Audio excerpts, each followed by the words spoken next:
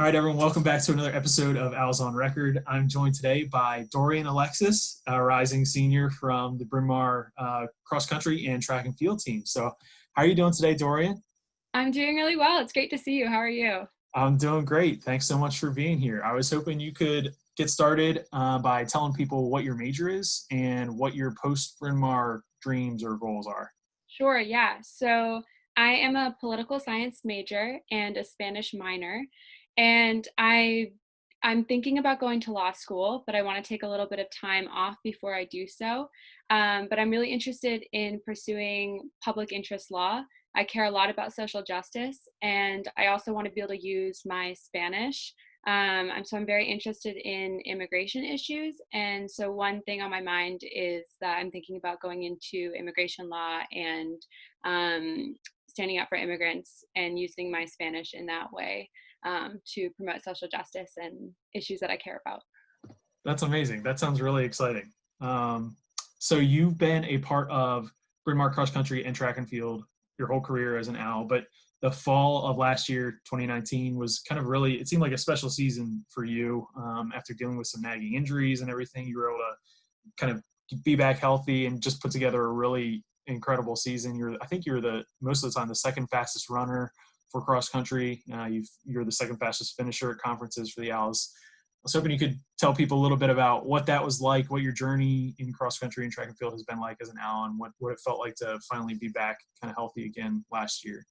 Yeah, sure. So last season was really special for me because, as you mentioned, I have been struggling with an injury pretty much from the time that I actually came into Bryn Mawr. So as a freshman, I came in, I ran preseason, I trained the whole summer before, and then I ran the very first opener of the season. And after that, I was out with a stress fracture in my foot that actually turned into two stress fractures in both of my feet. Um, so I spent my first 2 years at Bryn Mawr recovering from my injuries and doing a lot of physical therapy, cross training instead of running. So coming back last season was really, really special and really exciting because it was also the first time that I'd run alongside most of my teammates because most of them were younger than me at that point. So yeah, last season was really, really successful and I'm really proud of how it went. I give a lot of credit to my teammates and my training partners because they really kept me motivated through all of our workouts, through all my ups and downs, dealing with my feet throughout the season.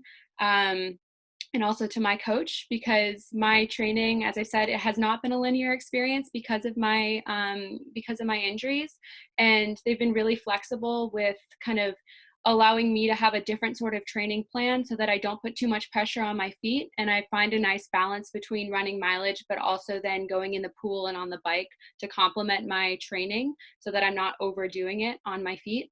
So last season, we started out with the Bryn Mawr opener. I didn't run all of the races because, again, my feet were trying to take it easy on them, but we ended really strong at conferences and then at regionals. Where I was able to have a PR at the end of the season, which just felt like a really triumphant way to kind of end my first full season back with my team. Yeah, and then we headed into indoor track after that. It's amazing. It was definitely really fun to see you kind of competing again and be a part of last season. It was really cool to watch and hear Jason talk, just him and I talk and hear him talk about kind of how excited he was to have you back healthy and everything. So it was really cool to see. You mentioned your training partners and kind of getting pushed from them and cross country as an outsider. It seems like a team that has really great camaraderie and team chemistry and everything. So I wonder if you could tell people what that's like. Why has your team developed such a good kind of team chemistry? Yeah, that is a big thing on our team. And I think it's important to note that not only on the race course or during practice, but that it extends beyond practice time. And the team is really, really supportive in all other aspects in our extracurriculars and academics and our social life.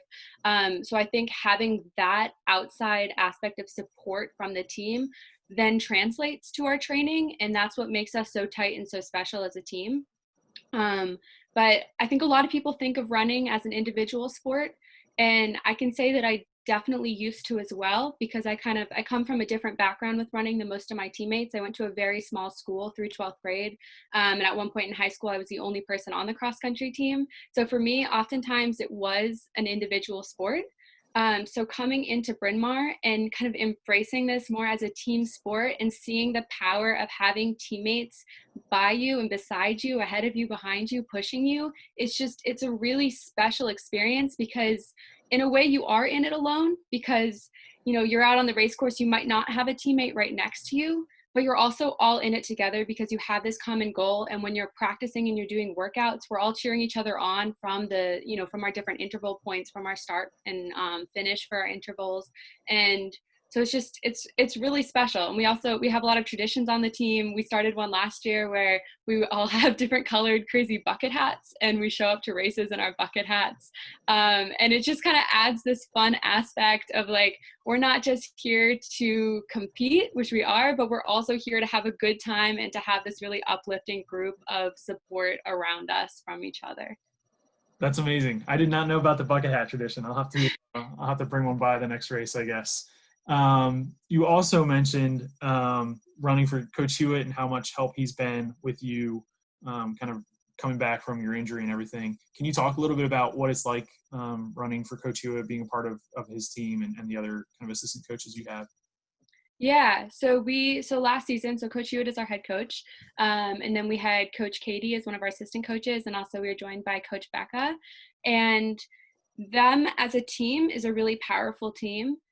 Coach is kind of like Coach Hewitt he oversees everything, and he's really worked to develop tailors our training on an individual level, which for me, as I've mentioned already, is really important given that I'm injury prone with my feet.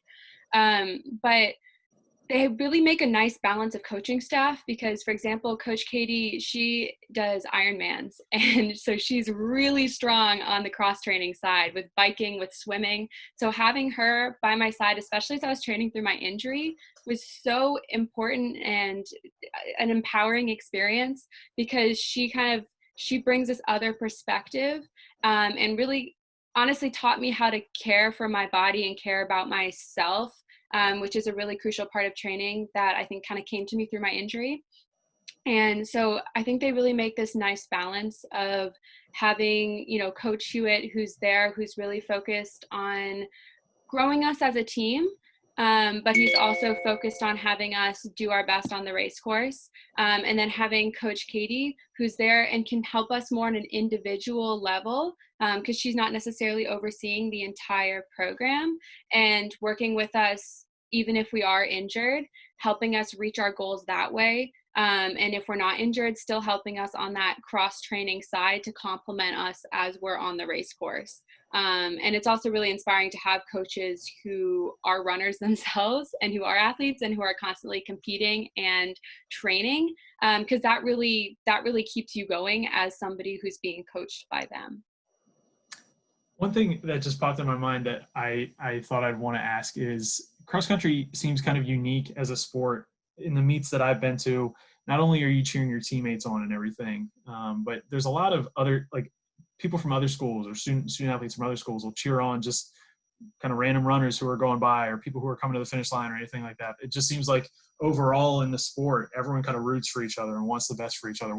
What's that like, and why do you think that is?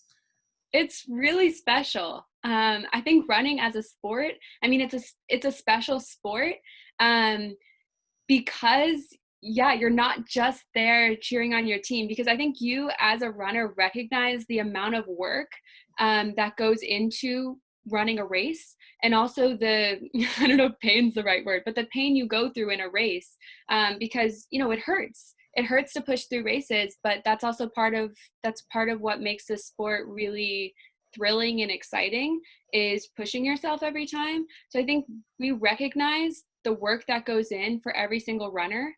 And it's not just about pace. It's not just about who might be the top 5, who might be the scoring numbers on your team, but it's seeing the effort in every single athlete, because no matter where you are in the race, everybody's still putting in that same amount of effort. Everybody's still taking that training they did over the summer or the training they do with their team, and they're putting all they have on the race course. And that's just like, we really like to cheer that on and celebrate that in every single athlete. And I think another thing that's really, I guess, unique about Bryn Mawr and running at Bryn Mawr is our connection to Haverford and Swarthmore. Because we're in class with a lot of the runners on these other teams. I've been in classes with Haverford runners multiple times, and I know my teammates have and are friends with Haverford runners. And so it's also really exciting when we're at races and we see them cheering us on from the sidelines, or we're cheering them on from the sidelines. And it makes it fun. It's not a really competitive atmosphere. It just makes it a really supportive atmosphere, where we all kind of feel like we're in this sport together. That's awesome. It seems like that's kind of the way things should be. So it's good Yeah. that's how it is. Shifting gears a little bit, why? I'll give you the why Bryn Mawr question. How did you end up at Bryn Mawr? What made you decide to become an owl? Sure. So I'm from Carborough, North Carolina, so a little farther down the East Coast. And I knew that I wanted to go to a small liberal arts school, but I was not looking for a historically women's school. That Bryn Mawr was the only one that I looked at. When I visited Bryn Mawr, what really stood out to me was something that a tour guide said to me, and it might sound a little cliche, but they said, don't choose a school based on who you are now, choose a school based on who you want to become.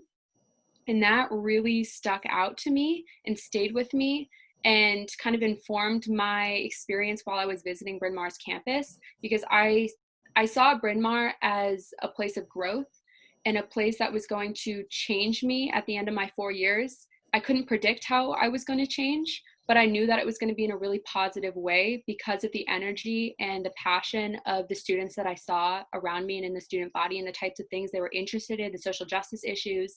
And so I think the why Bryn Mawr for me, a big part of it is seeing it as a place that was going to challenge me in ways that I couldn't quite predict, but that I knew would make me more resilient and make me also much more socially and politically active and aware in ways that I really aspired to be when I was leaving high school.